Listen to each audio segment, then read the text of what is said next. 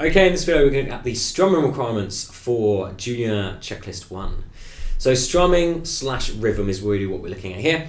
And this is the idea of looking at the 12 different exercises, looking at the cymbals and knowing when to strum. So for this we can look at just the right hand, left hand, doesn't have to do anything here to start with. When we're doing the rhythm, ideally we want to start by clapping them, then strumming with the right hand on muted strings, then bringing in the left hand with some chord shapes. So we're building up in this kind of 3-step process. You may find you're happy to just jump straight with the strumming on this lesson 1. Later lessons will obviously be more tricky, so you might want to start off by clapping them, just so it's a lot easier to get a rhythm by clapping it than it is to obviously dive in strumming it, so we want to make it easy as possible. So we're looking at this first lesson, we're looking at basically quarter notes and rests. So quarter notes are the little hockey stick symbols. That indicates we're going to make noise. So notes are basically noise.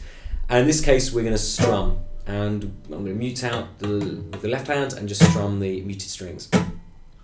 When we see the squiggle, kind of like the lightning bolt, rest, that means we're not strumming for 1 count.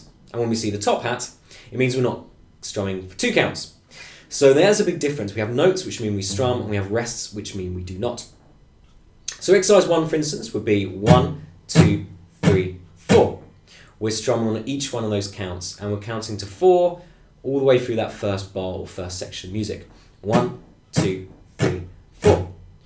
You then see the little percentage signs, which means repeat the previous bar. So we're actually going to play it 4 times. Again, counting to 4 each time, going back to 1 for the next bar. So it'll be 1, 2, 3, 4, 1, 2, 3, 4, 1, 2, 3, 4, 1, 2, 3, 4, and that's exercise 1. Exercise 2 then brings in the squiggle, if you like, on beat 1, which means we don't strum for number 1. So it's 1, 2, 3, 4, 1, 2, 3, 4, 1, 2, 3, 4.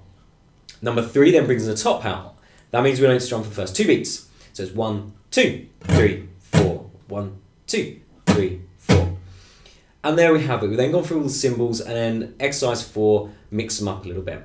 So we've got the top hat squiggle, and then the notes will be 1, 2, 3, 4, 1, 2, 3, 4. The exercise 5 is basically the reverse of that. We start with the notes of 1, 2, 3, 4.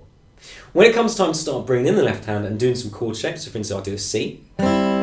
Say for instance we were doing exercise 5 where we strum and then have the rests on beats 2, 3 and 4, we actually need to stop the strings. A rest means there's a complete break in silence, or rest in sound, there's a complete silence. So we're going to go 1, 2, 3, 4, 1, 2, 3, 4. So I'm just stopping the strings with the palm of my kind of right hand, side of my right hand, just muting them out, and that will stop the sound. So 1, 2, 3, 4, 1, 2, 3, 4, 1, 2, 3, 4, 1, 2, 3, 4. So that's the only thing to watch out for, is make sure we're stopping the strings. But again, start by just clapping it, then strumming with the right hand, then bringing in some chords, and then trying to stop on those rests, stop the sound from obviously sounding when you see the rest. And there we go. That's the requirements for level 1 rhythm. Then really icing on the cake is then to try it with a metronome at 60. So for instance, I'll quickly show you that.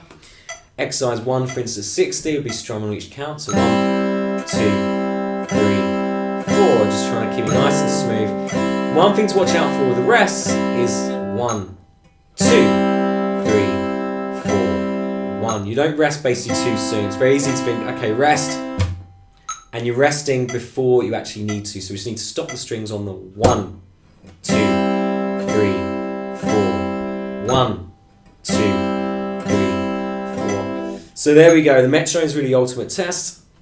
It does make it a bit tricky, so perhaps leave that for last. So again, just start by clapping, then bring the right hand on muted strings, then bring in left hand with right hand for some chords, and then bring in the metronome and really work on trying to do it to the beat. And there we go. There's the requirements for rhythm / strumming at Junior Level 1.